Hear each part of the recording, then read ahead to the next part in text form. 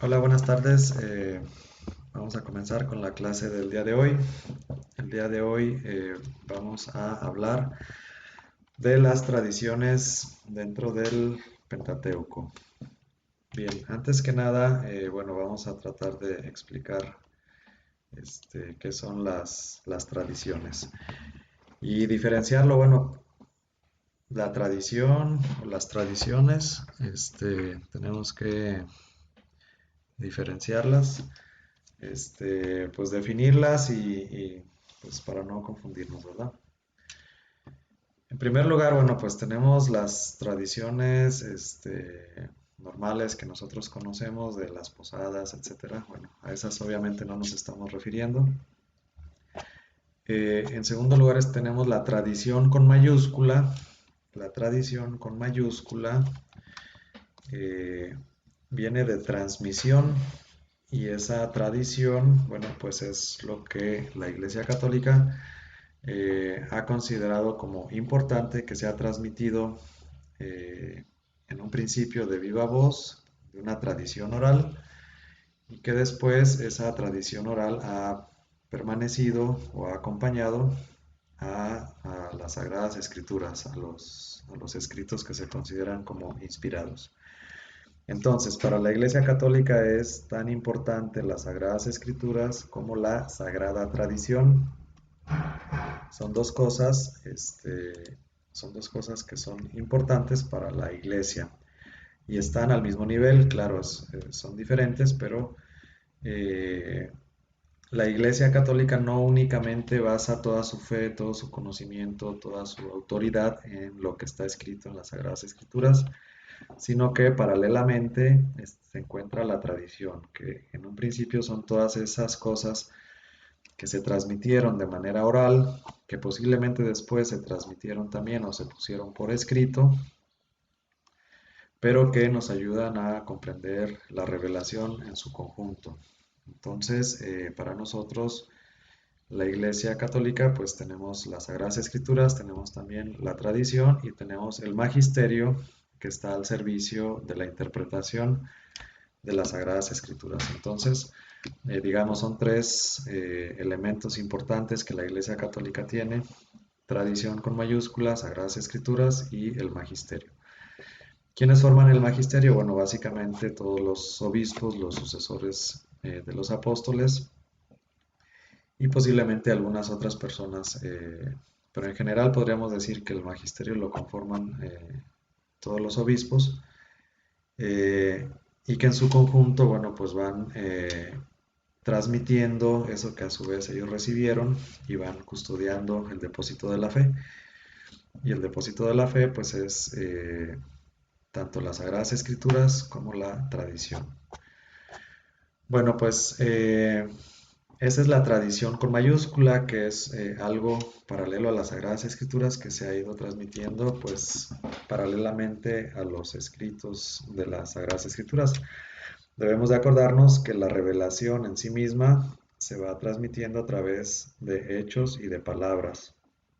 Y esas palabras y esos hechos pues se van transmitiendo primero de manera oral y después se van poniendo por escrito. Entonces, lo que nosotros tenemos al final es la redacción o la lista de los libros inspirados, que es lo que conforma nuestra Biblia, pero no solamente eso, sino que tenemos ese conjunto de cosas que se han ido transmitiendo a lo largo de la historia, que Jesús mismo transmitió a sus apóstoles, pero que no se pusieron por escrito, o que se pusieron por escrito más adelante, ¿verdad? Dentro de la tradición con mayúscula, bueno, pues tenemos pues muchos elementos, ¿verdad? La liturgia, tenemos los documentos de la iglesia, los concilios, el catecismo, etcétera. Tenemos los escritos de los padres de la iglesia. Entonces tenemos una infinidad de escritos que forman parte de esta tradición y también cosas que Jesús mismo fue transmitiendo a sus apóstoles y que han ido y que fueron evolucionando, por ejemplo, en los sacramentos, ¿no? En los actos litúrgicos, en donde celebramos nosotros los católicos los sacramentos. Aunque los sacramentos tienen base bíblica, pero también tienen una base que forma parte de la tradición. Bueno, entonces eso es la tradición con mayúscula, ¿sí? Es ese cúmulo de cosas que se han ido transmitiendo paralelas a las Sagradas Escrituras y que también forman parte de nuestra fe, al mismo nivel que las Sagradas Escrituras. Entonces, no somos una religión de un solo libro, sino que somos una religión en la que se ha dado una revelación y esa revelación se ha dado de manera oral, de manera escrita y a través de una tradición con mayúscula. Bueno, dentro de esa tradición con mayúscula, pues podríamos decir que la gran mayoría de los libros dentro de la Biblia, antes de ponerse por escrito, muchos de ellos fueron transmitiéndose de una manera oral. Sobre todo los libros del Antiguo Testamento, sobre todo ellos, bueno, porque la transmisión oral es más larga, ¿verdad? También en algunos libros del Nuevo Testamento hay una transmisión oral, pero ahora que estamos viendo los libros del Pentateuco, pues podemos estar hablando de una transmisión oral o una tradición de siglos, ¿no? De 4 siglos, 5 siglos, puede ser que más, desde 4 o 5 siglos de el periodo en el que se va redactando el texto hasta su forma final. Pero si hablamos de los acontecimientos de los que está hablando, puede ser a lo mejor abarca 8 siglos o puede ser hasta 1000 años, ¿no? De un periodo desde cuando sucedieron los acontecimientos hasta cuando se ponen por escrito de una manera final.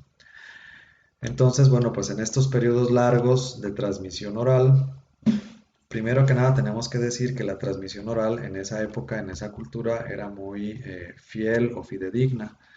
Nosotros en nuestra cultura, pues de lo inmediato, de decir una cosa y luego transmitirla de otra manera, pues tenemos mucho la tendencia a cambiar el origen del texto o de lo que nos dijeron, ¿no? Sin embargo, bueno, pues si nos imaginamos esa cultura semita de hace 3000 años más o menos, en donde pues obviamente no había electricidad, que más bien eran seminómadas, que vivían en tiendas de campaña y bueno, pues que a lo mejor trabajaban en el día y ya en la tardecita pues cenaban y se ponían a hablar y a platicar y a contar historias, ¿no? Pues esas historias patriarcales se transmitían muy fielmente de generación en generación, aunque pasaran varios siglos, había una transmisión muy fiel de esas historias. Y bueno, pues hablando del Pentateuco, hablamos ahora sí, vamos a entrar de lleno a lo que son las tradiciones. Las tradiciones dentro del Pentateuco. Bueno, esta palabra de tradiciones, bueno, no es, digamos que sería esta parte de la transmisión oral, pero que también, bueno, se empieza ya a poner por escrito. No solamente se transmite oralmente, sino que se empieza a poner por escrito. Y en ese ponerse por escrito, pues tenemos algunas corrientes o algunas escuelas, ¿no? Posiblemente la palabra tradiciones no es la más afortunada, posiblemente escuelas o corrientes de pensamiento podría ser más adecuado, ¿no? Porque mantienen como unas líneas teológicas muy similares, muy parecidas, y por eso es que las van identificando. Y bueno, pues estas tradiciones surgen de la hipótesis documentaria que vimos en la clase anterior, ¿verdad? De Wellhausen, en donde él propone que el lago o la forma final en la que fue escrito, pues a lo mejor no era una sola escuela, no era una sola corriente, no era un solo autor, evidentemente, sino que podrían haber sido 4 ríos, 4 corrientes que corrían más o menos paralelas a lo largo del tiempo o eran simultáneas una o dos y luego se unían y luego esas dos se unían con otra corriente. Y bueno, pues esa es la hipótesis documentaria de Wellhausen que vimos la semana pasada, que había sido cuestionada y debatida, sin embargo, pues permanecen sus ideas como posibles interpretaciones o posibles herramientas para entender y comprender el Pentateuco, ¿sí? Entonces, hasta aquí serían lo que vamos a hablar como tradiciones o lo que se conocen como tradiciones. Tenemos en el Pentateuco pues estas cuatro tradiciones muy marcadas o muy bien definidas. Una es la yavista, una es la eloísta, una es la sacerdotal y otra es la deuteronomista. Eh, en términos generales se considera que el Pentateuco eh, y posiblemente a veces algunos libros más del Pentateuco, posiblemente a veces más hasta Josué o hasta Jueces, estas corrientes o estas escuelas alcanzan a llegar en su extensión, ¿sí? Entonces estas cuatro corrientes eh, abarcan o son las que corren o son las que alimentan o son la fuente o son cuatro fuentes que nutren el Pentateuco, ¿no? Eh, Así, una manera similar, como hay cuatro evangelios, ¿no? Podríamos decir que a lo mejor son cuatro corrientes que son las que nutren el Pentateuco. Bueno, son hipótesis.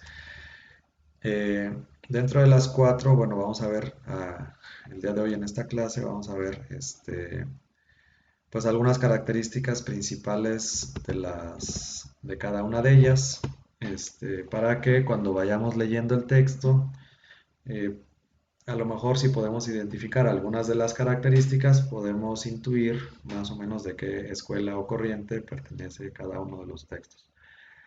Si bien es cierto que a lo mejor sí, ya el análisis o el estudio actual sí nos permite saber a ciencia cierta, según los autores, este, cada versículo a cuál escuela pertenece. La verdad es que hay dos escuelas, hay algunas escuelas que están más definidas y hay otras escuelas que están más como que indefinidas, ¿no? O la frontera entre ciertas escuelas o ciertas corrientes no está tan clara. Parece ser que la deuteronomista está muy definida, parece ser también que la sacerdotal está muy definida y posiblemente, eh, según los estudios recientes, muy probablemente la yavista con la eloísta no está tan claramente definida, ¿no? Bueno, vamos a ver algunas de las características, pero digamos que esta frontera entre la eloísta y la yavista parece que no está muy marcada, aunque parecería que el nombre, pero no todo es el nombre, ¿no? Hay otras características. Entonces, quizás serían las dos que, que podría haber duda, ¿no? En cuanto a las dudas o a las críticas que han hecho a Wellhausen, posiblemente, y los estudios modernos, bueno, posiblemente la frontera entre estas dos tradiciones, entre la yavista y la eloísta, en algunos casos puede no ser tan clara o tan marcada, ¿no? Bueno, pues entonces dicho esto, vamos a ver algunas de las tradiciones. Déjenme minimizar aquí un poquito esto. Voy a ver, a ver si puedo compartir mi pantalla con ustedes. Bueno, tengo aquí un trabajo de Manuel que más o menos resumía. Si me das permiso, Manuel, puedo mostrar un poquito tu tarea. Este, que bueno, pues es un resumen de lo que estamos viendo del libro del Pentateuco del padre José Luis Sicre. Y y bueno, pues para irlo mostrando aquí en la pantalla, voy a ir leyendo lo que escribió Emanuel a manera pues como de resumen, ¿verdad? Dice, bueno, el documento más antiguo es el Yavista. Sí, eso vimos también en la clase pasada, en la clase anterior, que de los cuatro, el más antiguo parece ser el escritor Yavista, o la escuela Yavista, o la corriente Yavista, ¿no? Dice aquí que fue elaborado en el Reino del Sur hacia el año 850. Bueno, hay dudas ahí acerca de exactamente en qué año fue. Este, Algunos dicen que con el rey David, que más o menos fue en el año 1000. Otra teoría o el mismo libro explica que muy posiblemente eh, tuvo que haber sido o con el rey Salomón o antes del rey Salomón cuando viene la división del reino o la sucesión al trono. Más bien después de Salomón es cuando se divide el reino. Entonces, seguramente fue antes de esa etapa. A ver, déjenme ver.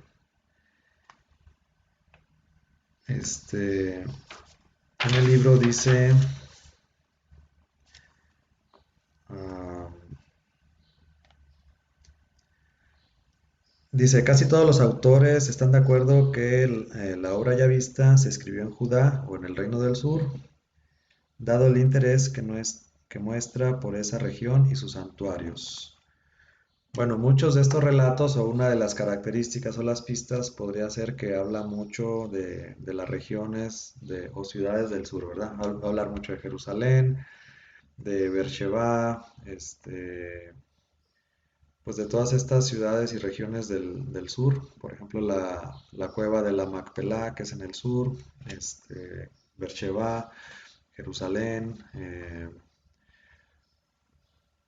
pues todas estas regiones más bien del reino del sur, ¿verdad? Este, y también sus santuarios. Dice, más complicado es el problema de la fecha. Dice aquí en el libro, aunque Wellhausen lo situó en el siglo noveno, muchos de los autores se inclinan más por el siglo décimo, es decir, ya después de entre David y Salomón, ¿verdad? Dice aquí durante el reinado de Salomón. Esto pues lo situaríamos como en el año 950 antes de Cristo más o menos.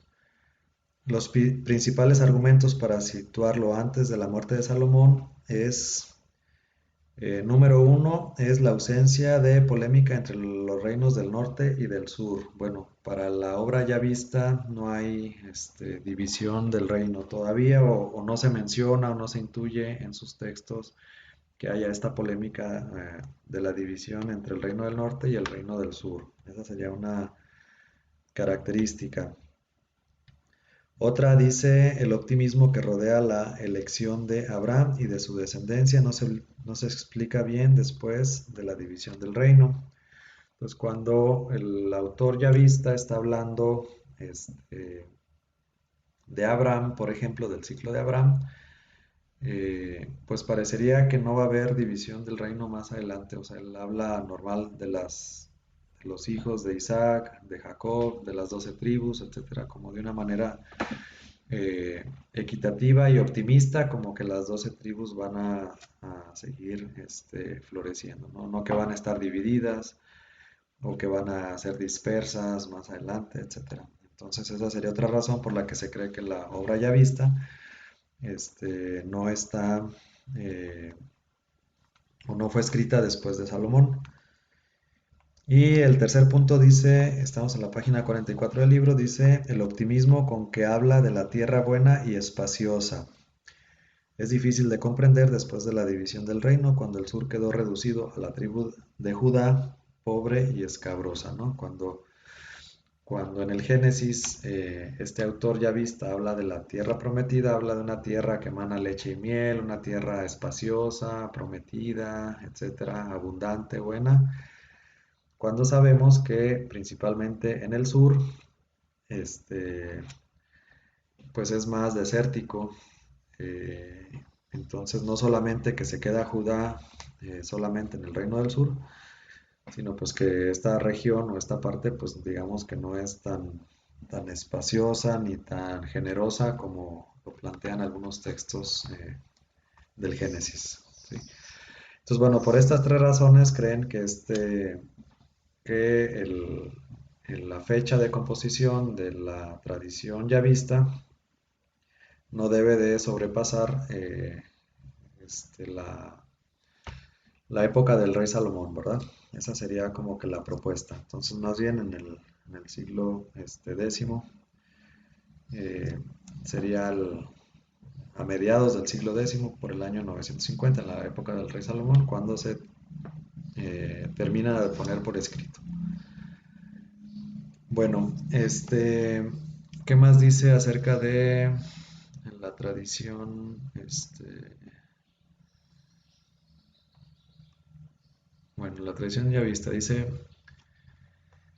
quiere contar la historia del pueblo de Israel desde los orígenes del mundo hasta el momento de la entrada en la Palestina. Bueno, cuando ya empiezan a entrar o cuando entran a la tierra prometida, hasta ahí termina el periodo de redacción, bueno, el periodo no de redacción, sino del periodo en el que está hablando el autor yavista. Desde la creación del mundo, vimos el relato de Adán y Eva, pertenece a esta tradición yavista. Entonces, desde Adán y Eva hasta que van a entrar a la tierra prometida en el primer capítulo del libro de los jueces, este, de Josué, perdón, o de Josué, o Josué, ¿qué dice?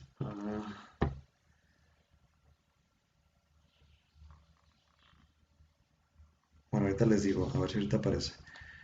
Hasta que ya van entrando a tomar posesión de la tierra prometida, este, hasta ahí, hasta ese momento termina ya la tradición ya vista. Y ahí ya no va a seguir más adelante la tradición ya vista. Este, sí, sería de los números.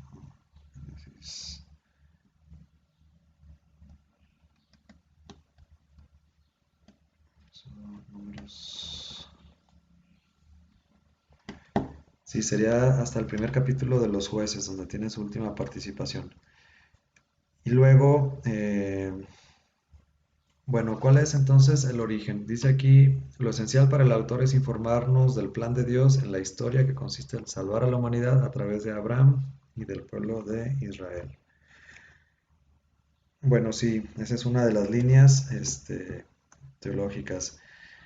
Eh, ¿Cuáles son algunos de los temas que se repiten? Bueno, una de las características principales de la tradición yavista es que es un relato popular.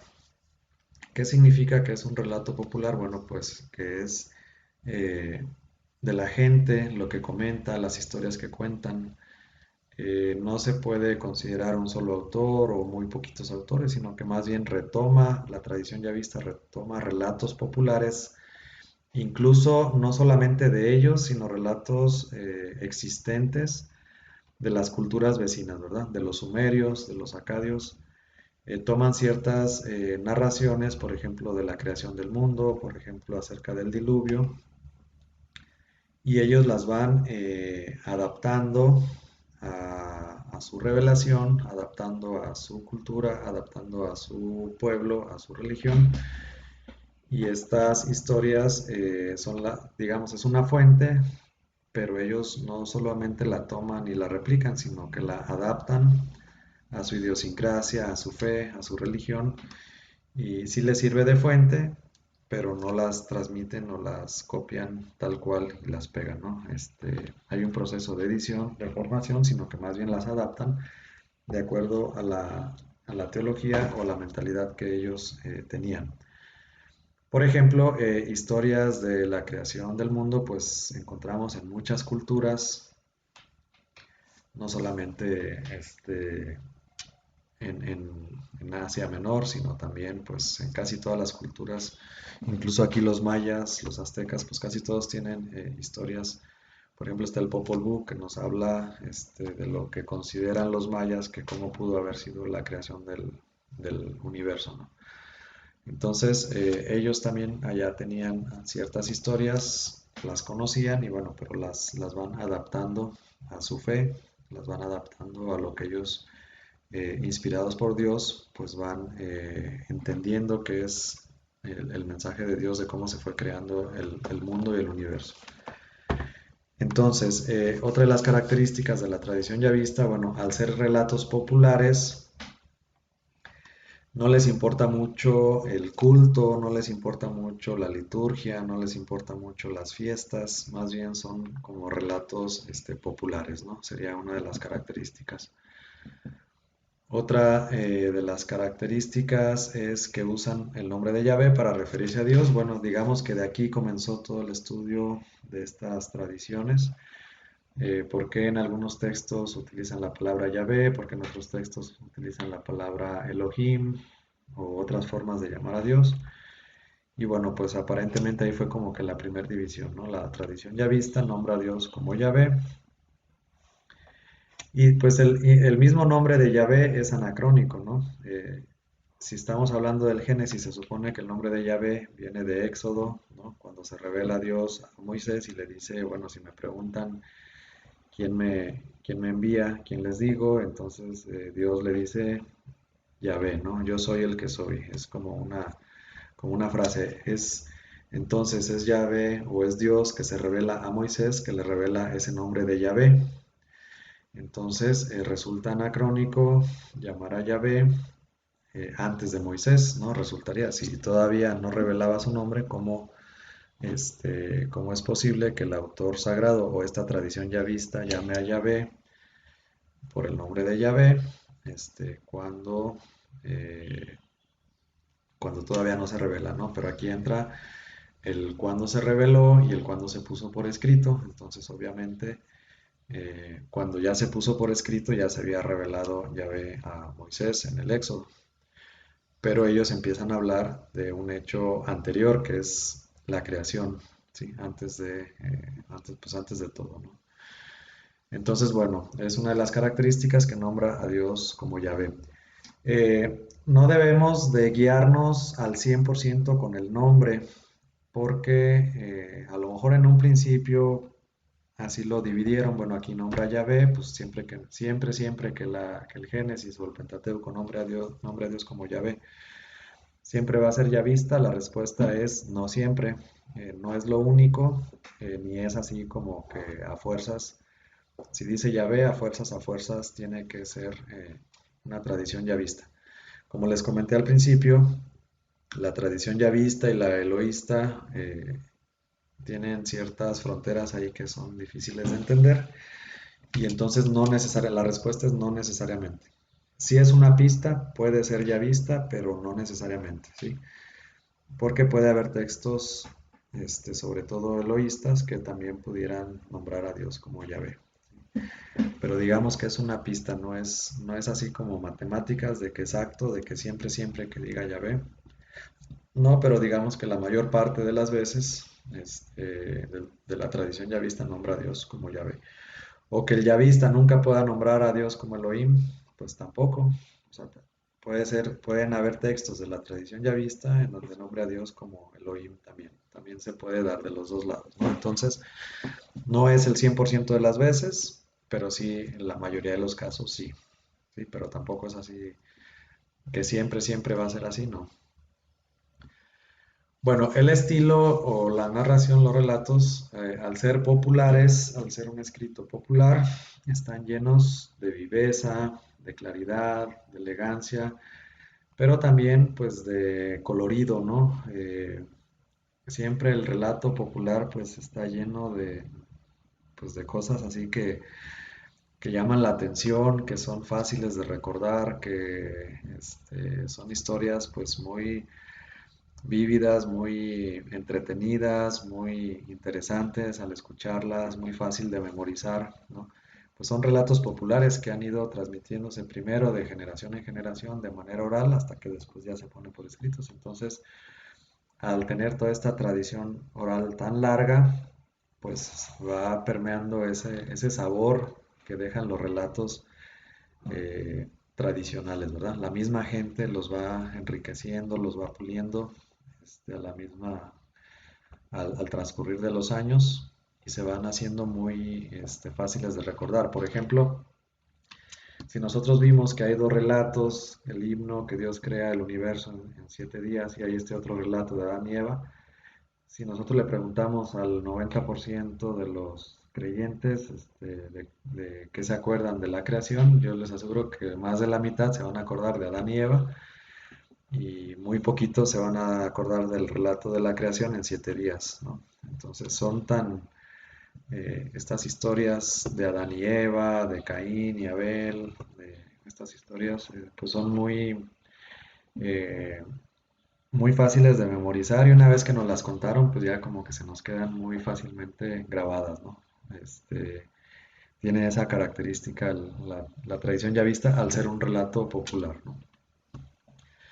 Bien, otra de las características que puso aquí Emanuel es que usa muchos antropomorfismos, dice aquí, uso de antropomorfismos al hablar de Dios.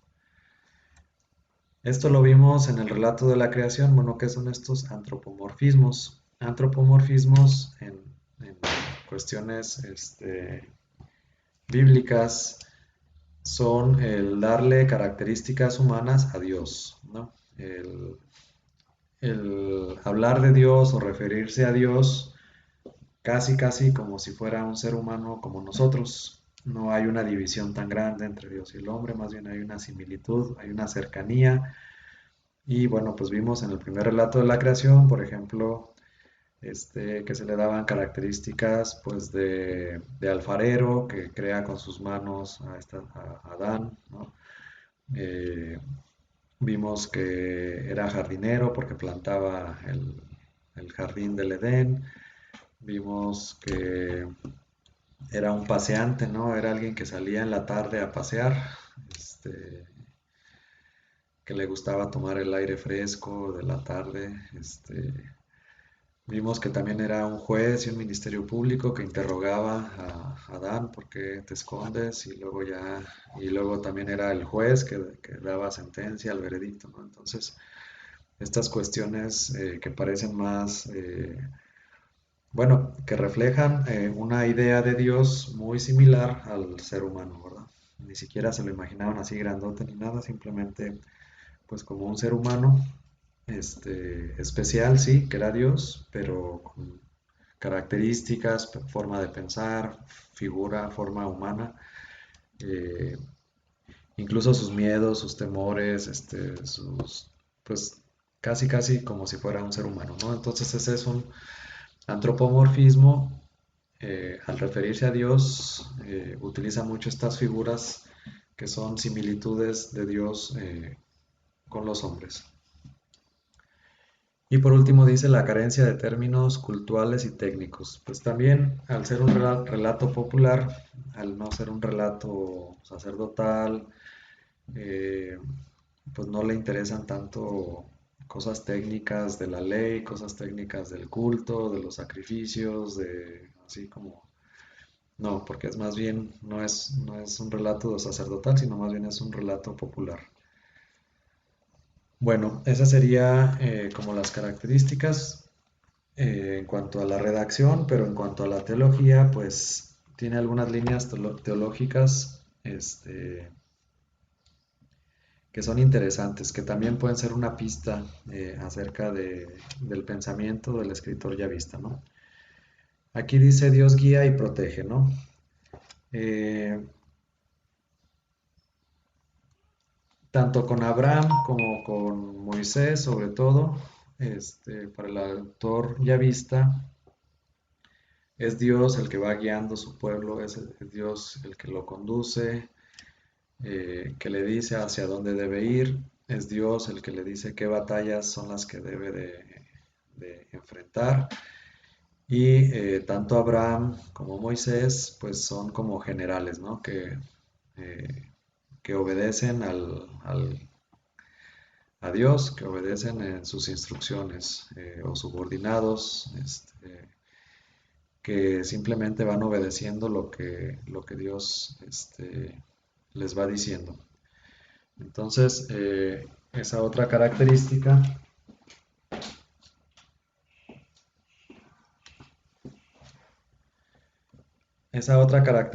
tiene, ¿no? Es guía, pero al mismo tiempo protege. Les dice, vayan y emprendan esta lucha, o vayan y quédense o acampen aquí. Eh, Abraham pues parece que está obedeciendo todo lo que le está diciendo Dios, ¿no? Entonces, esa es una característica que Dios va orientando, va diciendo hacia dónde deben de ir, pero también los va protegiendo y lucha junto con ellos. Las batallas las gana Dios, no las gana la gente, sino simplemente Dios va y lucha con ellos, ¿no? Entonces los protege, les da la bendición, pero también los bendice para que puedan salir victoriosos en sus batallas y les brinda este manto de protección que hemos visto, ¿no? La bendición no solamente es bendición, sino también era protección, ¿verdad? Bueno, esa sería otra línea teológica, Dios guía y protege. También tenemos que Dios guía hacia la tierra prometida. Bueno, entonces en este guiar y proteger, en sacar a Abraham de su comodidad y el irlo llevando o sí, pues sí, guiando hacia la tierra prometida, pues ahí Dios va tramando su plan, su revelación, ¿no? Él tiene ya su plan definido, pero va utilizando pues a Abraham para que vaya acercándose a la tierra prometida, para que de Abraham surja un gran pueblo y de este pueblo nazca su hijo Jesús. Bueno, entonces, y va revelándose poco a poco y esta alianza que tiene Dios con Abraham, pues va evolucionando. Aquí el autor, por ejemplo, dice, primero, dice, en la historia patriarcal aparece desde el principio como anuncio. En Génesis 12:1, cuando le dice Dios a Abraham, en ti serán bendecidas todas las naciones, eh, ahí no le está pidiendo nada a cambio, ¿no? Ni siquiera le está pidiendo una alianza, no le está pidiendo nada. Simplemente le dice que lo va a bendecir, ¿no? Le anuncia que lo va a bendecir. Luego viene una promesa en Génesis 12:7. Y luego en el capítulo 15 viene un pacto. Y así va evolucionando, ¿no? Algo que primero es una bendición, luego se convierte en una promesa y luego se convierte en una alianza, ¿sí?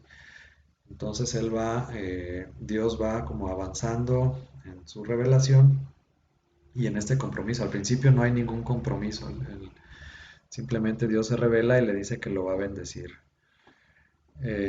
Después tenemos en esta sección donde parte Abraham y hacen ya esta alianza, donde parten los animales y el que pasa pues es Dios porque pasa esta antorcha que quema los animales por en medio y ahí ni siquiera pasa Abraham, es decir, Dios es el que se está comprometiendo en esta alianza. Pero después esa bendición y esa promesa van evolucionando y se va viendo cómo se va acondicionando a que vaya haciendo la voluntad de Dios. Entonces, con alianza o sin alianza, con bendición, con pacto o sin pacto, este, sí se va, como que le va pidiendo que tiene que hacer su voluntad. Aunque, por ejemplo, con Abraham no está bien definido, la ley todavía no están bien definidos, los mandamientos no está bien definido, pero sí hay como un condicionamiento y el condicionamiento es a que Abraham vaya haciendo todo lo que Dios le va pidiendo.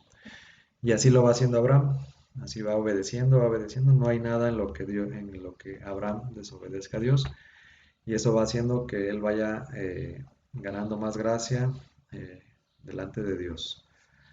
Entonces, esta alianza, bueno, este llamamiento, bueno, pues así se va dando y lo mismo va pasando con Moisés, también lo llama en la vocación de Moisés y luego ya en el decálogo, etcétera, ¿no? Entonces también Dios se va revelando poco a poco, no de un golpe, pero él sabe su plan y él sabe cómo lo va a ir llevando. La bendición de Abraham también es otra línea teológica, ¿no? Hasta se va repitiendo, hasta como que llega a ser cansado de que en el mismo Génesis, por ejemplo, y Dios bendijo a Abraham y lo multiplicó y lo bendijo y lo bendijo y lo bendijo y luego esta bendición se pasa a Isaac y por la bendición a Isaac y la bendición, entonces esta repetición de la bendición, pues es también como una característica de este autor yavista, ¿no? La bendición, la bendición, la bendición, o sea, se repite tanto la bendición, la bendición, la bendición, que llama la atención y llega a ser un motivo como repetitivo, ¿no? Este, bueno, como una manera de resaltar la bendición.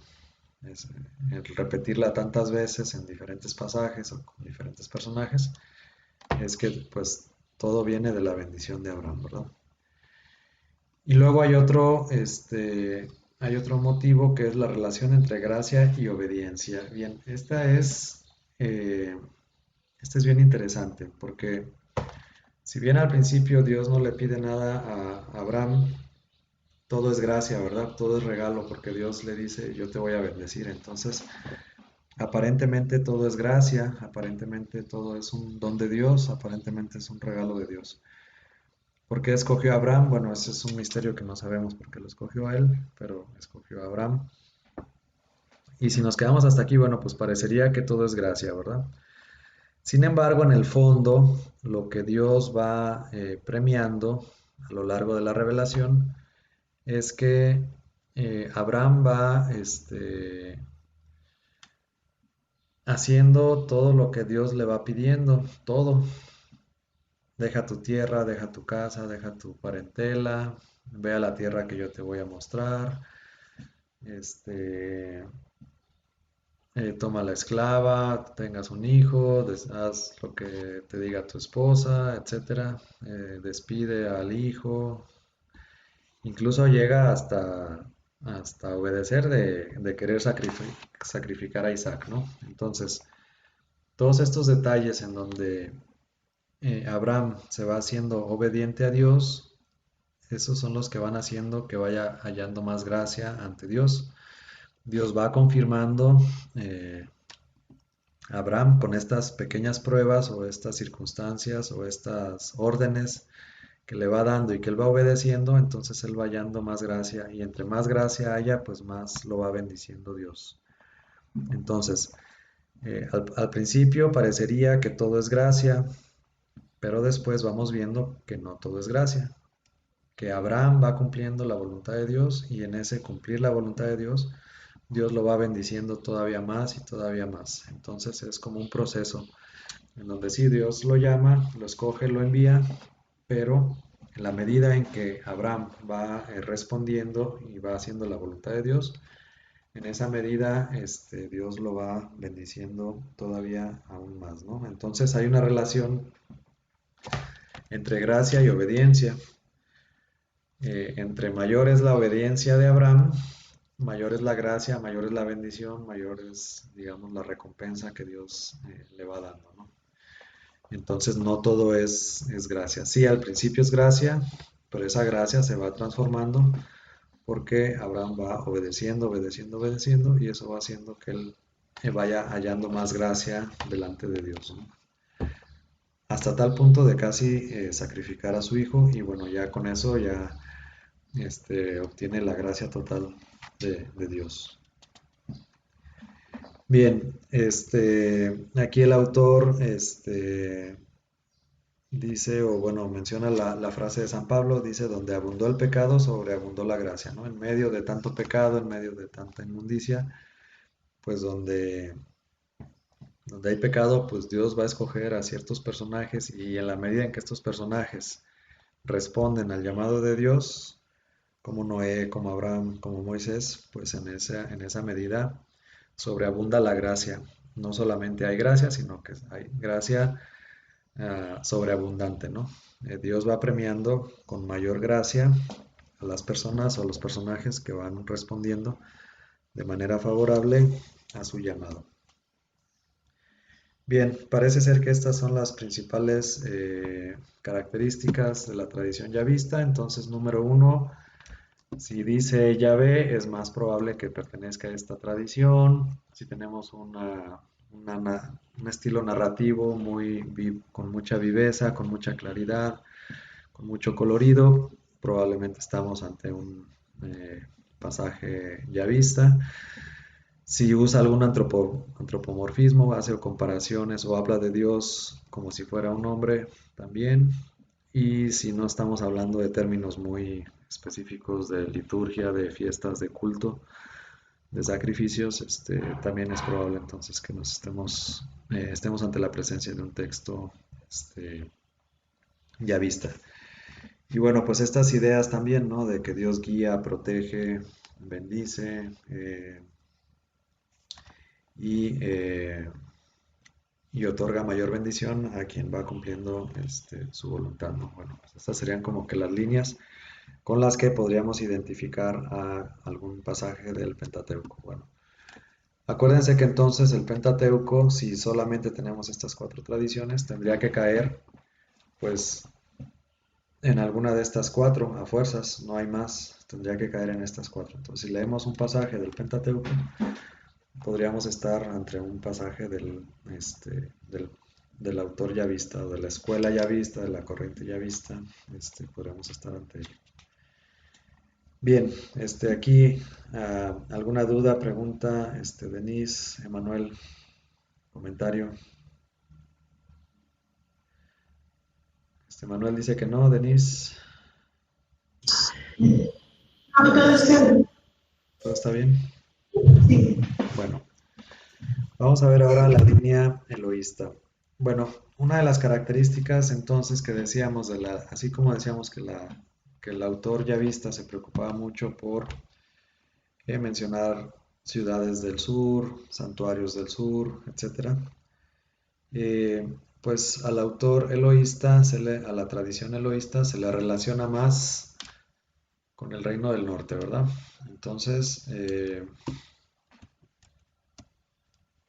la tradición eloísta dice, en cuanto a estilo, aquí en el resumen de Manuel dice que no tiene la vivacidad ni lo pintoresco de la tradición yavista, con menos vigor dramático y menos ardor nacional. Bueno, son dos características, ¿no? En cuanto a la redacción, no es tan pintoresco, no es tan colorido, no es tan vivo en su forma de narrar los acontecimientos.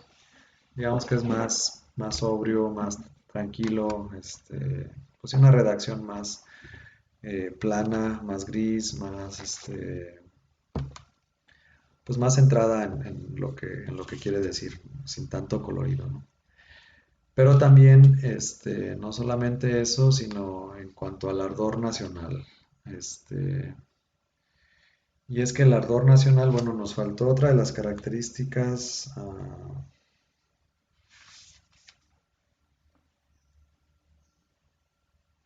Otra de las características, perdón, que nos brincamos de la tradición yavista es que es un enfoque universalista. ¿Qué significa universalista y salvífico? Bueno, dice aquí el texto, perdón, me voy a regresar un poquito a la yavista. Dice, según la historia de Israel no puede ser concebida al margen de los demás pueblos, es uno de ellos por su origen común y está orientado hacia ellos por su misión. Salvífico porque lo que Abraham y sus descendientes deben transmitir a los demás pueblos es la salvación de Dios. Bien, entonces, en la tradición yavista tenemos estas dos características. Entonces, uno es universalista y salvífico. Bueno, ¿qué significa esto de universalista? Bueno, en los profetas también se ve, tenemos algunos profetas que son más universalistas y otros que son más nacionalistas. Bien, si en este punto de la revelación o de la redacción final del texto nos encontramos con que ya Dios se reveló no solamente como un Dios libertador que lo sacó de Egipto, sino también como un Dios creador que ya pasó de ser un Dios familiar, el Dios de Abraham, el Dios de Isaac, el Dios de Jacob, y ahora es un Dios creador. Entonces la consecuencia, si es un Dios creador, entonces Él creó no solamente el pueblo de Israel, sino que creó todos los pueblos y todas las naciones. Esa es la conclusión que llegan, que no hay otros dioses, que hay un solo Dios, es un monoteísmo absoluto. Y en base a esa conclusión, bueno, pues entonces tienen que aceptar que Dios creó también a los demás pueblos y a las demás personas. En ese sentido es universalista. ¿Por qué?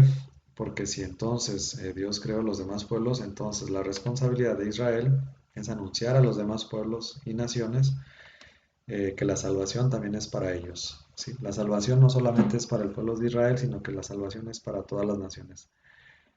Y textos como Génesis 12, donde Dios le dice a Abraham, en ti serán bendecidas todas las naciones, van en ese sentido, ¿no? En esa línea teológica del universalismo, de que la salvación es para todos los pueblos y que lo que tiene que hacer el pueblo de Israel es, sí fueron escogidos por Dios, pero para una misión especial, no para ser privilegiados, no, sino para tener esa responsabilidad de anunciar a los demás pueblos la salvación, porque la salvación es para todos y no solamente para el pueblo de Israel. Entonces, bueno, esa sería una de las características universalista que tenemos en esta tradición ya vista, ¿sí?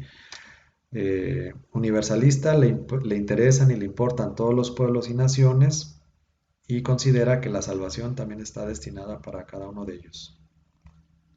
Con eso podríamos decir que es lo que es universal y también la salvación es para ellos. Contrario a la tradición yavista, tenemos la tradición eloísta. La tradición eloísta es opuesta, ¿no? Todo lo contrario sería entonces, a la tradición eloísta no le interesan los demás pueblos, solamente le interesa el pueblo de Israel, mucho menos su salvación. La salvación es para ellos, no les interesan los extranjeros, eh, pues sí, los pueblos extranjeros. Eh, Sino lo que les interesa es ellos mismos, ¿no?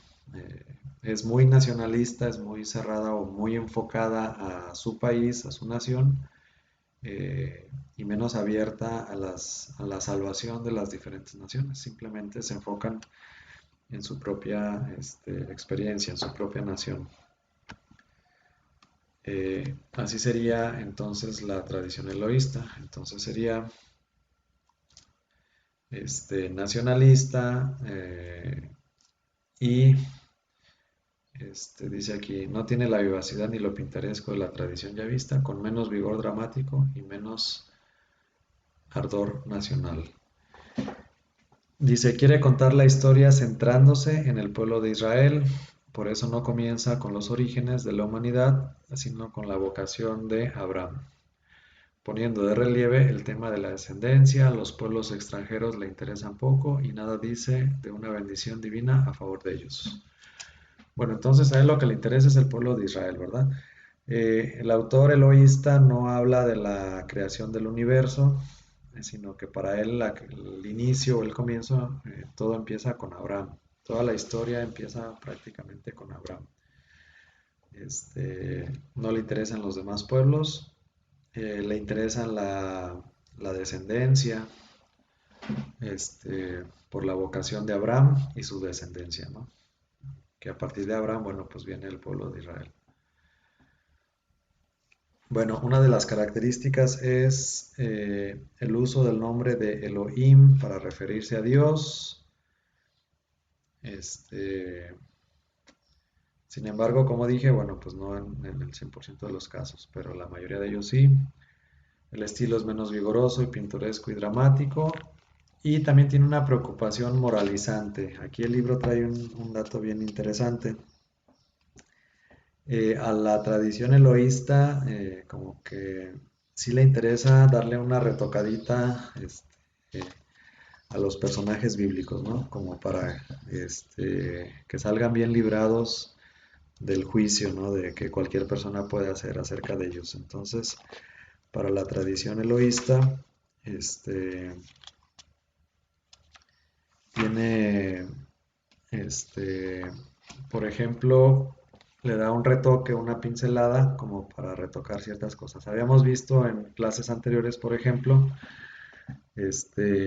cuando, eh, cuando Abraham dice mentiras diciendo que su esposa era su hermana para salvarse, ¿no? Vimos dos relatos en las que dice mentiras. Bueno, un relato y luego ya en el segundo relato de Abraham, el primer relato es Abraham en Egipto, en donde dice mentiras porque dice que es su hermana, y deja que el faraón tome posesión de ella para él librar su vida y bueno, pues beneficiarse, ¿no? de las influencias del faraón. Hay un texto paralelo después en Génesis que habla de Abraham en Gerar, en una ciudad que se llama Gerar, y es parecido, ¿verdad? Y sin embargo aquí en esta ciudad de Gerar, él se justifica, el autor justifica a Abraham, como que le retoca ahí poquito, le compone poquito la plana y dice, es que sí es mi hermana porque es hija de mi padre, pero no es de mi madre, ¿no? Como diciendo, es mi media hermana, entonces, no dije mentiras, ¿no? Entonces, este tipo de detalles o de retoques parecerían interesarle al escritor eloísta, pues para, digamos, salvarle la plana, retocar un poquito algunos defectos que para otros autores no es importante retocarlos, ¿no? Simplemente son más crudos y mencionan tal como fue. Pero para el autor eloísta sí parecería importarle pues la cuestión moral de qué ejemplo le vamos a poner a los demás y si Abraham andaba echando mentiras, ¿no? Entonces ahí le compone la plana. Este, bueno, sería una manera de decirlo, ¿no? Para esta tradición eloísta. Sus temas teológicos son, bueno, estos temas también vemos en algunos profetas. Hay, para la tradición yavista hay como una cercanía mayor entre Dios y los patriarcas y los profetas, etcétera, ¿no? Hay como una familiaridad muy grande con la que Dios habla a Abraham, con la que Dios habla a Isaac, con la que Dios habla a Jacob, con la que Dios habla a Moisés. Hay una cercanía muy grande, ¿no? Eh, Sin embargo, para el autor, para el autor eloísta, hay una separación muy grande entre pecador, entre el hombre, entre la pequeñez del hombre, la debilidad del hombre, lo pecador del hombre, el pecado del hombre que está presente, y la divinidad y la santidad de Dios, ¿no? Esto lo vemos también en algunos profetas como este,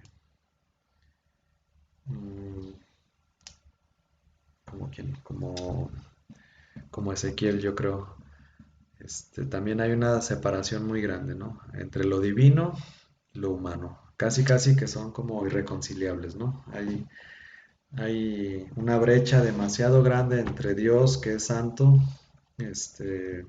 y puro, y entre el hombre que es pecador. Entonces, no hay una familiaridad tan grande, más bien todo tiene que ser a través de algún intermediario, ¿no? En este caso, Dios habla a su pueblo a través de Moisés, porque no puede hablar directamente, por esa separación tan grande o esa diferencia tan grande que hay entre la santidad de Dios y el pecado de la humanidad, ¿no? Entonces, solamente un intermediario como Moisés o algún profeta es el que puede mediar para comunicarse, ¿no? No.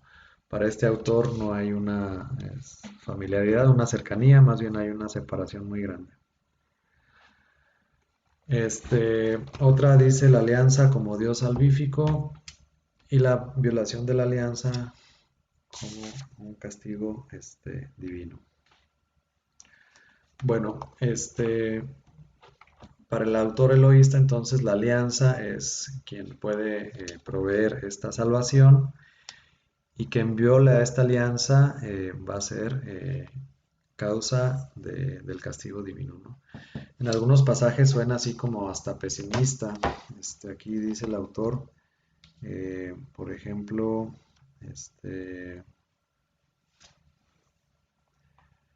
en Éxodo cuando salen, dice que parece una amenaza. La despedida del pueblo hacia la tierra prometida equivale para el autor eloísta un exilio. Se supone que van a la tierra prometida y parece que van al exilio, ¿no? Dice, en efecto, la orden de partida acaba con una amenaza. Ve y conduce al pueblo a donde yo te he dicho. Mi ángel irá delante de ti, mas en el día de mi visita los castigaré yo por su pecado. Éxodo 32-34. Entonces, todavía no salen y ya les está como que echando la sal, ¿no? Dice, ve y conduce al pueblo a donde yo te he dicho, mi ángel irá delante de ti, mas en el día de mi visita los castigaré yo por su pecado. Todavía ni salen y ya los va a castigar. Entonces, pues suena como una idea de un Dios castigador, ¿verdad? Que sabe que quien transgreda la alianza va a caer en pecado y ese pecado va a ser la causa del castigo divino, ¿no? Suena como un Dios castigador. Bueno, hasta aquí alguna duda, pregunta de la tradición eloísta, Denise o Emanuel. A mí me surgió una duda.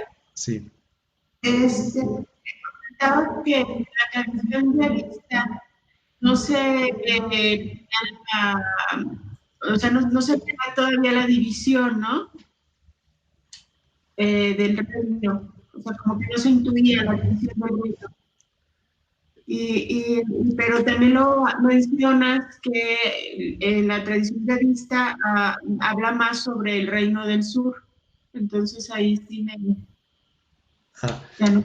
bueno, aparentemente, según la teoría de Wellhausen, sí están muy divididos, ¿no? Ellos dicen que está muy marcado, por ejemplo, ellos dicen que si menciona a Dios como Elohim, pues es eloísta, si menciona a Dios como Yahvé, pues es yavista. Si habla de ciudades del sur, está hablando la tradición yavista, y si está hablando de ciudades o santuarios del norte, está hablando la tradición eloísta.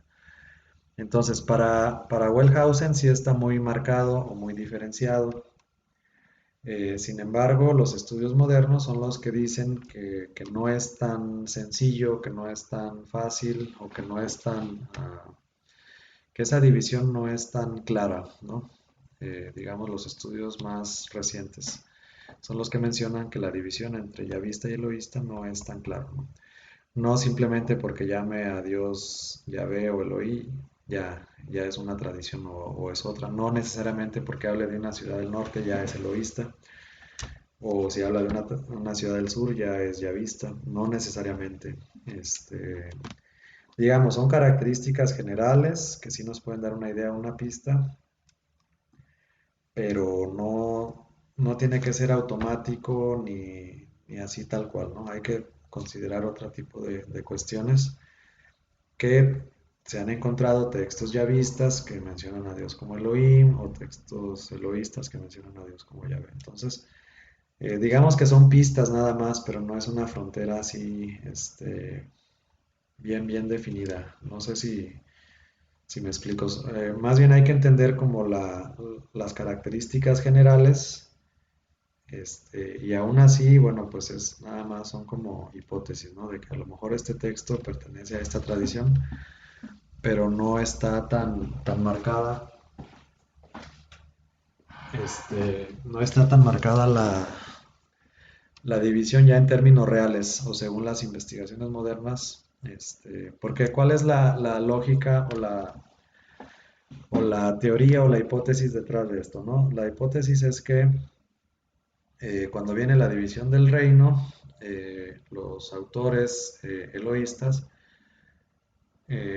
pues a lo mejor se llevan algunos textos o tenían algunos textos o tenían algunas copias o se acordaban de la ley o algo así, y luego ya a lo largo de el periodo en el que fue escrito, que es después de la división del reino y antes de la invasión de los asirios en el 722 antes de Cristo, donde ya fueron deportados. Entonces, en ese periodo de unos 200 años, ellos pudieron haber creado su material propio. Esa es como que la hipótesis, ¿no? Esa es la teoría, que ellos, estando en el Reino del Norte, podían haber creado su material propio, basados o basándose en lo que se acordaban o posiblemente tenían algunas copias de algunos escritos, y en base a eso ellos empiezan a elaborar su material propio. ¿Sí? Esa sería como que la teoría. Eh, Después, cuando en el año 722 son dispersados por los asirios, algunos de estos huyen al reino del sur con sus papiros, con sus escritos, y entonces ya en el reino del sur es donde se puede fusionar la tradición eloísta con la yavista. Entonces esa es como que la mentalidad o la idea, ¿no? Esa sería la hipótesis de que son más bien autores del Reino del Norte, por eso les interesan más los santuarios del norte, por eso son más nacionalistas, por eso, bueno, como ciertas características que pudieran llegar a tener. No hacerles publicidad a los santuarios del sur, porque acuérdense que ellos ya habían hecho sus santuarios en el Reino del Norte para que ellos fueran ahí.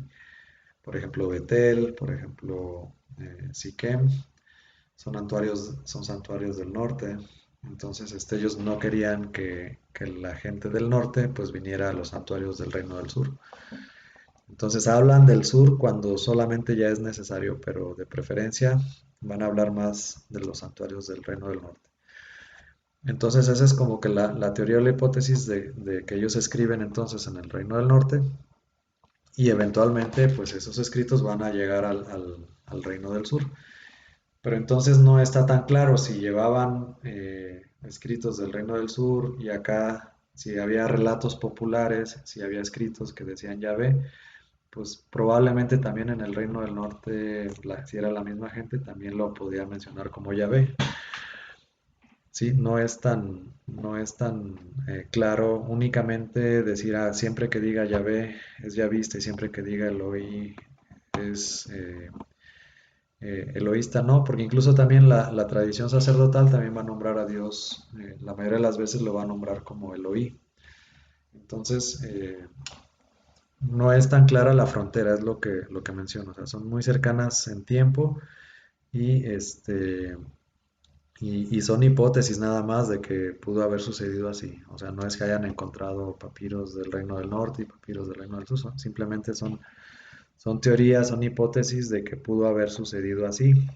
Por eso llamaban a Dios de un nombre, por eso eh, el estilo es de cierta manera, no sé, como que ciertas características. Entonces, eh, más que aprender o memorizar o decir este texto es este texto es este, porque ya lo han estudiado así, yo creo que sería más práctico pues aprender o estudiar estas características, y cuando leamos algún texto del Pentateuco, más bien nosotros tratar de imaginarnos cuál pudiera ser la tradición, pero siempre es una imaginación, siempre es una teoría, siempre es una hipótesis, sin tener nunca la certeza total, ¿no? A menos de que, bueno, ya se busquen, y de las otras que están más definidas, pues sí, la sacerdotal es más definida, ahí sí hay un poco más de certeza, o la tradición deuteronómica o deuteronomista también. Sí, más o menos, Denise. Sí, ok. Bueno, entonces, vamos a continuar con la tradición sacerdotal. Perdón, Sí, Manuel. sí, Miguel. Una pregunta. No, hay un libro del padre Salvador Carrillo, tiene una serie de libros, ¿no? Pero en el libro de la Alianza, menciona y hace la aclaración de una manera hipotética, sin que sea una cosa rígida, y da los textos de cada una de las tradiciones. Yo nunca alguna vez los quise separar y ponerlos y leerlos, ¿no? Pues ya no acabé. Pero yo pienso que puede ser hasta conveniente, no para basarnos en ellos, mucho menos, pero sí para entender un poco lo que estamos diciendo de cuáles las consideraciones teológicas o cómo eso que se dice que se nombran más las ciudades del norte o del sur según sea la corriente o la tradición. Pero pues bueno, también cuando Abraham va a Egipto, los dos deberán decir que fue Egipto, ¿verdad? O sea, no se pueden sustraer a los hechos, ¿no? Entonces yo lo que pienso es que pudiera ser conveniente pues darle una leída por lo menos al Génesis para ver cómo es, cómo se supone que pudieron haber sido las tradiciones independientes y luego cómo quedaron amalgamadas ya en el texto definitivo, ¿no? Sí hay algunos textos, sí hay algunos autores que te desglosan así versículo por versículo, palabra por palabra y te dicen este es de una tradición y este es de otra. A mí donde se me hace más interesante, sobre todo es donde están entresacados así, este, por ejemplo en Noé, ¿no? Que cuántas especies eran, por ejemplo, Noé, y también hay otro, el Éxodo también. Yo pienso que esos dos relatos, y nada más como a manera de ejercicio, como de ejemplificar, igual, cuando veamos el Éxodo a lo mejor lo podemos hacer. Es bien interesante ver esos textos que están así como una baraja cuando está revuelta, y luego lo separan y hace sentido este texto y hace sentido también este texto. A manera de ejercicio sí lo podemos hacer. Todo el Pentateuco a mí se me haría un esfuerzo demasiado grande de estarlo separando. Este, yo creo que con que tengamos una idea general es suficiente. También acuérdense que son hipótesis y nada está escrito en piedra, ¿no? Aunque sea el padre Carrillo Alday, son hipótesis y las hipótesis acuérdense que van avanzando. Entonces no tiene tanto caso casarnos con eso. Sí es bueno como herramienta, sí es bueno, pero yo creo que es más bien tener una visión general de que existen estas tradiciones. Acuérdense que también ya ha sido muy cuestionada esta hipótesis documentaria. Entonces tampoco es así como que lo non plus ultra de que ya es la verdad de la verdad. No, acuérdense que en cuestión de estudios todo siempre va avanzando. Entonces, si nos dedicamos mucho a esto y luego al rato avanza y es superado o salen otras teorías, otras hipótesis, pues como que perderíamos tiempo.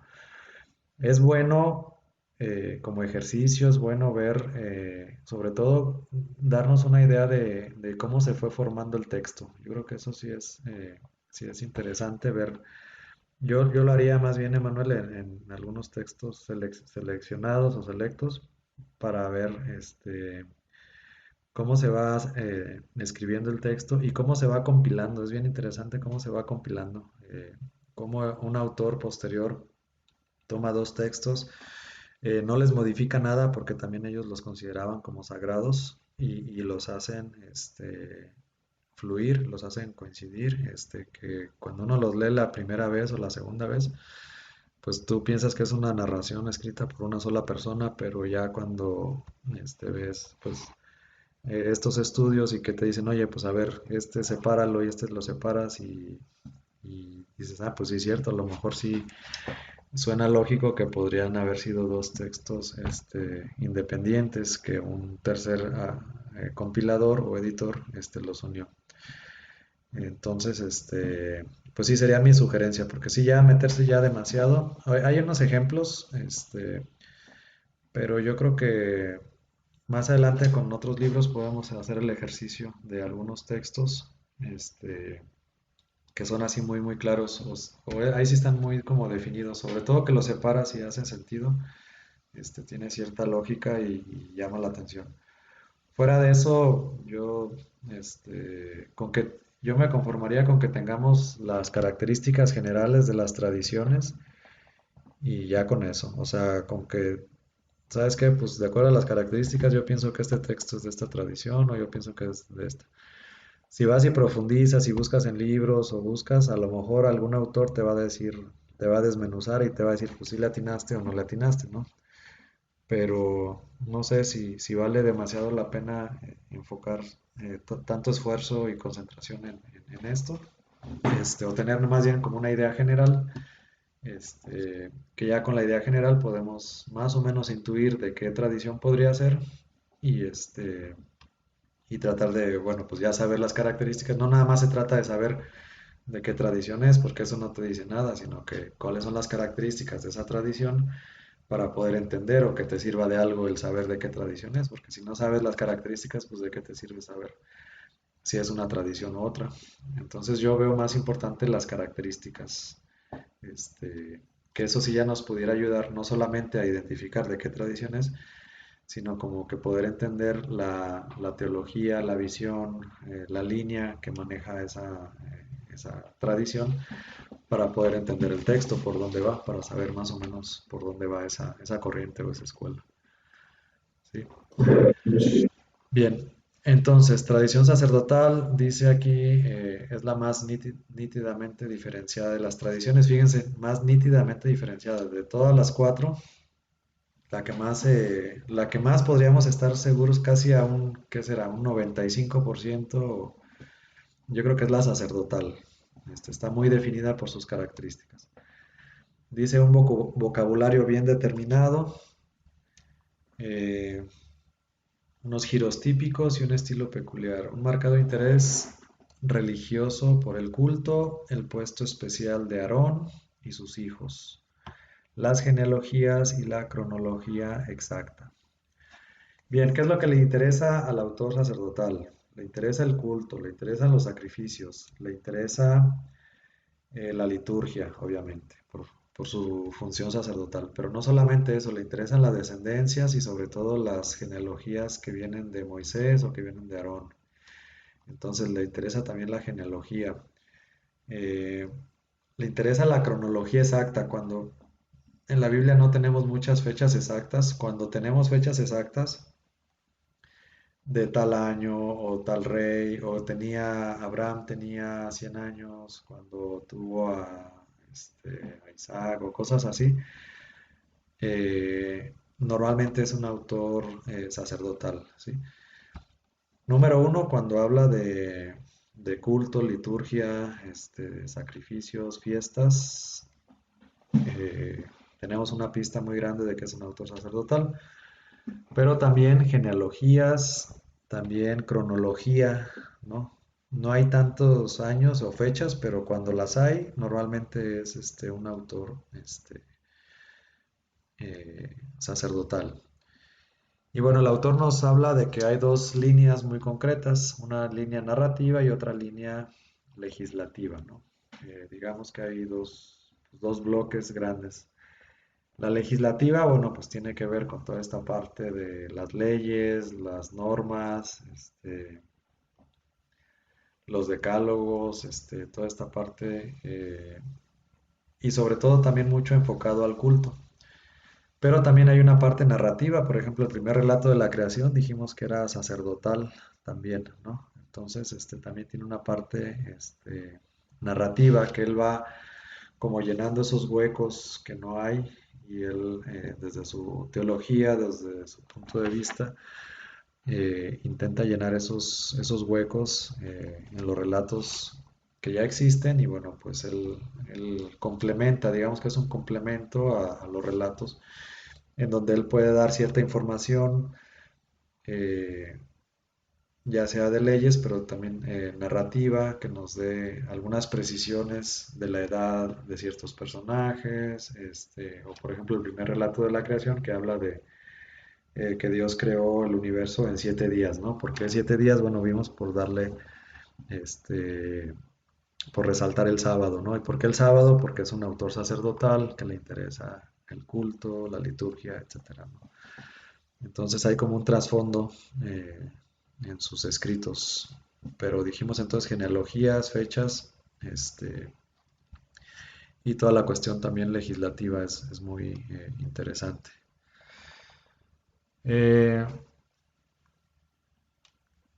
el periodo patriarcal es breve, más bien como que pone así por pequeñas notas al pie de página. Bueno, no al pie de página, sino que va complementando, no es tan extenso. Posiblemente es más extenso ya en los otros libros de Levítico, sobre todo Éxodo. Bueno, en otros libros va a ser este, más importante, más amplio su contenido. Bien, aquí dice que la redacción probablemente se realizó en Babilonia durante el destierro, ¿verdad? En el siglo V. eh, durante el destierro se puso por escrito. Quizás la parte narrativa es más antigua,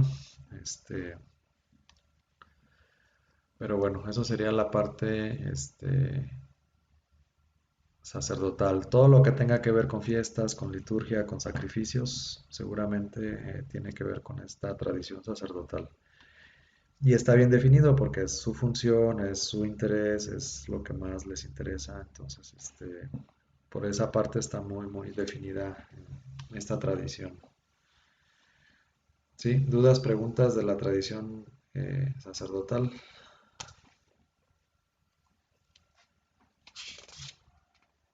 No, todo bien. Ok. Bueno, y por último tenemos la tradición deuteronomista. Bueno, esta también está presente en el Pentateuco, principalmente pues en el libro del Deuteronomio, pero no exclusivamente en el libro del Deuteronomio. Hay una obra que se compone, toda la obra deuteronomista, desde el Deuteronomio, Josué, Jueces, Primera y Segunda de Samuel, Primera y Segunda de Reyes, todo eso se considera como la obra deuteronomista. Y bueno, pues tenemos el origen en la época de Josías, ¿no? En la época de Josías, si vemos en la Biblia, en Segunda de Reyes 23 o desde el 22, tenemos Segunda de Reyes 23, a ver, déjame ver. Ok, desde el 22. Bueno, con el rey Josías se supone que encontraron por ahí en el templo una ley, ¿no? Dice, este,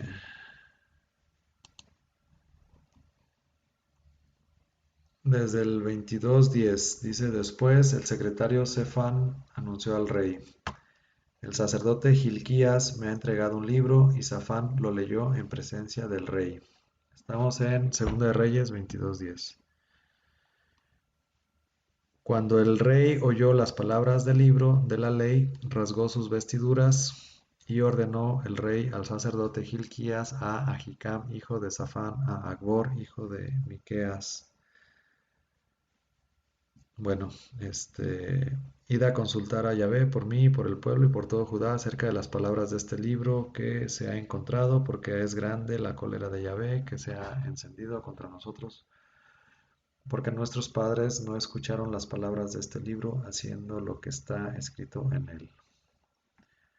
Bueno, y luego ya en el 23, el rey hizo convocar a su lado a todos los ancianos de Judá y de Jerusalén, y subió el rey a la casa de Yahvé con todos los hombres de Judá y todos los habitantes de Jerusalén, y leyó a sus oídos todas las palabras del libro de la alianza hallado en casa de Yahvé. Profe, Sí. lo encontraron en el Pentateuco. ¿Lo habían perdido o lo habían dejado de un lado o qué? Encontraron el Deuteronomio, encontraron el Deuteronomio. Se supone que, bueno, la mayoría de los comentaristas dicen cuál es esta ley que encontraron y la mayoría coincide que es el Deuteronomio, posiblemente no completo, eh, pero posiblemente la base es más esencial del libro del Deuteronomio. Entonces es una segunda ley, por eso se llama así Deuteronomio, como segunda ley, ¿no? O segunda ley, la segunda ley que encontraron. Entonces parece que históricamente, seguramente en una de estas invasiones, pues lo escondieron en el templo y en la época del rey Josías, poco antes de la invasión de Babilonia, encuentran esta ley que es como una segunda ley, que es como una segunda manera de narrar los acontecimientos que encontramos en el libro del Deuteronomio y en base a esta ley, bueno, pues el rey emprende una reforma que al principio crea mucha expectativa, una reforma religiosa, pero después al poco tiempo muere el rey Josías y ya no se sigue llevando a cabo. Entonces, lo que encuentran no es el Pentateuco, sino encuentran el Deuteronomio y después viene toda esta línea, toda esta corriente o toda esta tradición que va a escribir no solamente el Deuteronomio, sino partes importantes de los siguientes libros, ¿no? Entonces, ¿cuál es la hipótesis del Deuteronomio? bueno, ya escrita después, muy posteriormente. La hipótesis del Deuteronomio es que todo lo que van a sufrir va a ser consecuencia de no haber hecho caso a la alianza, de haber roto la antigua alianza, ¿no? Todo lo que van a sufrir en el destierro, todo lo que van a sufrir de invasiones, todo lo que van a sufrir, es culpa de ellos por haberse olvidado de cumplir la alianza, de cumplir los mandamientos, de atender a la viuda y al huérfano, etc. Entonces, digamos, esta corriente, la que se encuentra principalmente en el libro del Deuteronomio, pero también tenemos textos en algunos otros eh, libros, y también pues está más o menos identificada. Aquí tenemos, pusiste durante el siglo VII, bajo los reyes de Ezequías y Josías, hubo en el reino de Judá profundas reformas religiosas que propiciaron el desarrollo de un nuevo modo de entender los acontecimientos pasados y que están en el resurgir literario que durante el destierro y después de él tuvo como manifestación más importante la composición de una historia de Israel narrada a partir de la conquista de la tierra. Esa narración suele llamarse deuteronomista porque incluye el Deuteronomio como introducción a la historia narrada en dichos libros. Bueno, no trae tantas características, quizás lo que podemos decir es que es muy posterior a las otras tradiciones y pues la hipótesis general es esta: el pueblo sufre las consecuencias de su alejamiento de Dios, de no haber hecho caso a la alianza, y por haber hecho esto, bueno, pues están sufriendo las consecuencias que les toca sufrir, ¿sí? Esa es como la hipótesis general de no solamente del Deuteronomio, sino de toda la historia deuteronomista. Hay un punto en contacto, bueno, la semana pasada Marilena preguntaba de la relación entre los profetas y las tradiciones. Y bueno, pues sí, al ser más o menos contemporáneas, sí hay puntos de contacto, hay unos profetas que son más universalistas, hay estos profetas que son más nacionalistas, eh, y hay estas líneas teológicas que también de repente empiezan a manejar los profetas. Y aquí, bueno, pues ya nada más para terminar la clase les quería proponer una, para que vean esa influencia o ese contacto que hay entre en este caso, entre la historia deuteronomista y Jeremías. Déjenme ver si lo puedo poner. Este,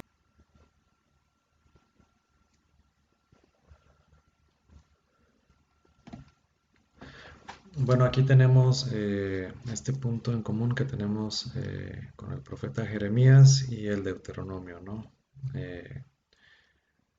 Aquí el Deuteronomio, en el capítulo 10, versículo 16, dice: circuncidad el prepucio de vuestro corazón y no endurezcáis más vuestra cerviz.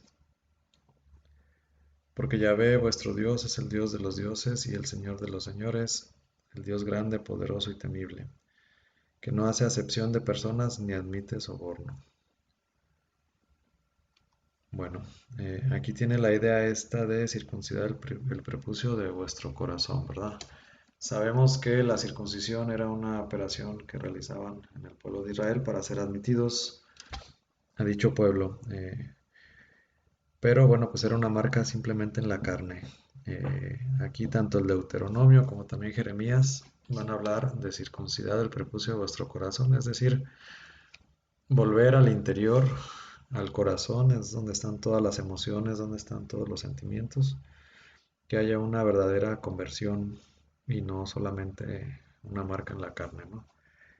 Aquí en Jeremías 4:4 vemos: circuncidaos para Yahvé y extirpad los prepucios de vuestros corazones, hombres de Judá y habitantes de Jerusalén.